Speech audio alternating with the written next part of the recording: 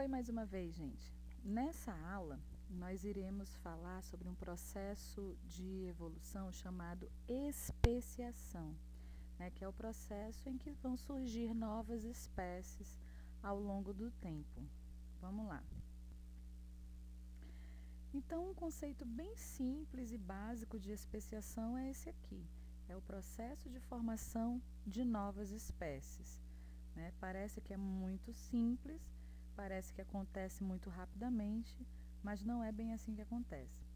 Para a gente estabelecer o surgimento de uma nova espécie, dois fatores nós devemos observar, que são os tipos de isolamento reprodutivo, que é o isolamento que a gente chama de pré-zigótico e o isolamento que a gente chama de pós-zigótico. Né? Esse isolamento reprodutivo é o que vai determinar que uma espécie acabou virando duas, né? Ao longo de um tempo bem comprido, não é de uma hora para outra que acontece a especiação, tá? Quando a gente fala, parece que é rápido, mas na verdade não é. Demora alguns milhões de anos para esse processo se completar. Mas o isolamento reprodutivo é um fator crucial para a gente determinar que realmente surgiram duas espécies a partir de um único ancestral.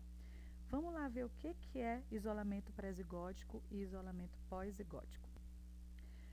O isolamento pré-zigótico, como o próprio nome está dizendo, pré-zigótico, antes da formação do zigoto, que é a primeira célula de todo ser vivo que se forma logo após a fecundação. Se o isolamento é pré-zigótico, então não vai haver a fecundação, né? Esses tipos de isolamento pré-zigótico são esses aqui, ó. Isolamento ecológico ou de hábitat. Duas espécies estão tão separadas geograficamente que realmente elas nunca irão conseguir cruzar. Um exemplo, né, de felino, o leopardo, que vive no continente africano, e a onça-pintada, que vive no continente americano. É impossível essas duas espécies se cruzarem na natureza, né, porque estão separadas aí pelo Oceano Atlântico. Isolamento estacional ou sazonal. As espécies, elas têm o período reprodutivo, né, que a gente chama popularmente aí de cio. Então, esse período reprodutivo de espécies, mesmo que sejam muito próximas, às vezes não coincidem. Então, a fêmea não vai estar apta ao acasalamento de outra espécie, né, que tem o seu cio em outro momento. Isolamento etológico ou comportamental. Algumas espécies apresentam um comportamento de corte, né, em que o macho irá cortejar a fêmea de alguma forma, né, para atrair a sua atenção e conseguir acasalar. Isso a gente vê muito nitidamente em aves, né? As aves têm esse comportamento de corte. O pavão, por exemplo, qual é o comportamento dele? Abrir, né, aquele leque lindo das penas da cauda, né, para chamar a atenção da fêmea. E a fêmea vai se interessar pelo macho que tem a plumagem mais exuberante. Tem outros machos que dançam, né? Tem uma dança aí, um ritual de dança que ele apresenta para a fêmea, e quem dançar melhor dos dois é o que ela vai escolher. Então, esses comportamentos, né, que são diferentes de uma espécie para outra, é um tipo de isolamento pré-zigótico também.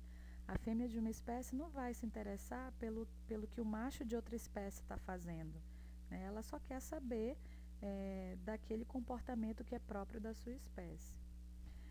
Isolamento mecânico, né? Quando os órgãos sexuais não irão se encaixar, né? Então, o órgão sexual do macho, às vezes, é de um jeito que não encaixa de jeito nenhum no órgão sexual da fêmea. Então, também não dá para cruzar, não tem acasalamento. Isolamento por mortalidade gamética. Nesse caso aqui, pode até haver um cruzamento, né, o acasalamento, mas a incompatibilidade dos gametas não permite a formação do zigoto, né? Eles são tão incompatíveis, né? O espermatozoide não consegue penetrar no óvulo, né, ou o óvulo tem algum mecanismo de defesa contra aquele espermatozoide de outra espécie, e aí não há a formação do zigoto, mesmo que haja o acasalamento. Então, esses são os tipos de isolamento pré-zigótico. O isolamento pós-zigótico, vai haver o acasalamento, né? Não vai haver problema nenhum de órgãos genitais diferentes, o acasalamento ocorre normalmente, mas como são de espécies diferentes, pode haver aí a incompatibilidade dos genes e aí o zigoto morre, né? Ou se formar um embrião, o embrião também vai morrer, não vai levar adiante o seu desenvolvimento embrionário. Ou a fêmea pode até ficar grávida, o embrião, o feto se forma, chega a nascer, só que esse descendente será estéril, não vai conseguir reproduzir. O exemplo que eu coloquei aqui para vocês é quando o burro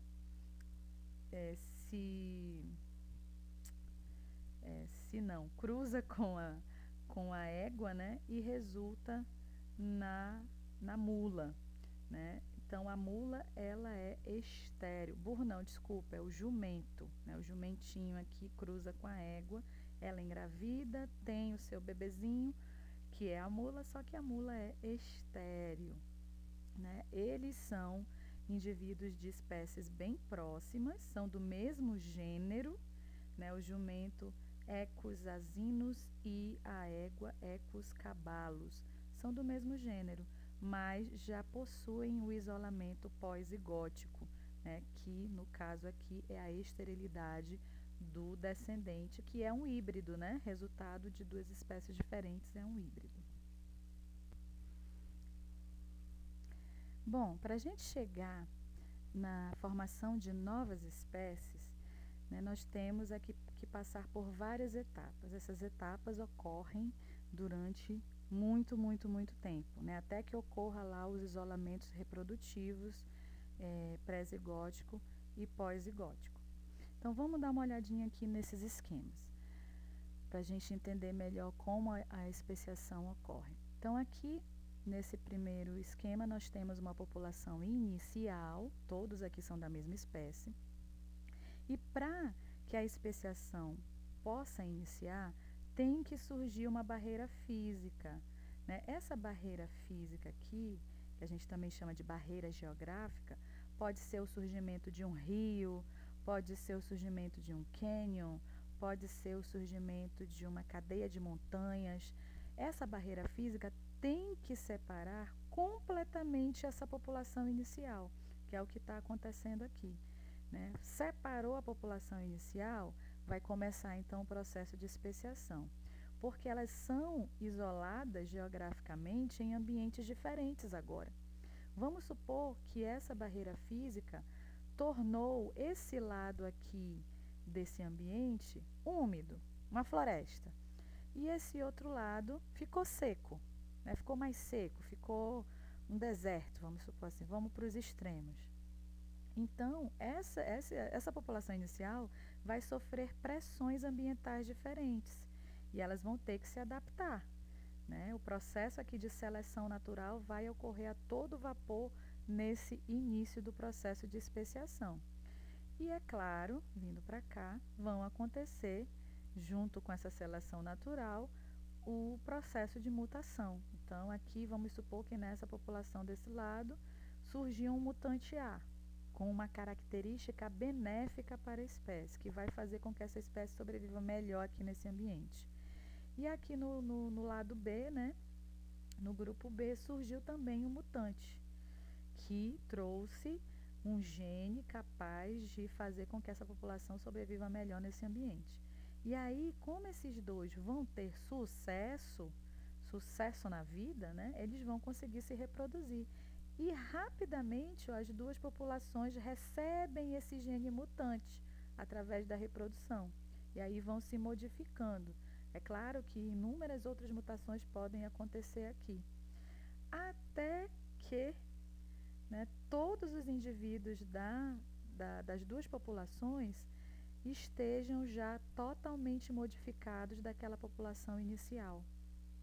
Aqui nessa última nesse último esquema, já mostra, né, essas modificações já ocorrendo bem fortemente dos dois lados, de modo que essas duas populações se tornaram subespécies da população inicial. Ainda não são espécies diferentes, pertencem à mesma espécie, mas como subespécies. A espécie, ó, voltando lá, lembrando lá da classificação biológica, tem dois nomes. O primeiro é o gênero e o segundo é o epíteto específico. Os dois dão nome à espécie. Na subespécie eu vou ter um terceiro nome.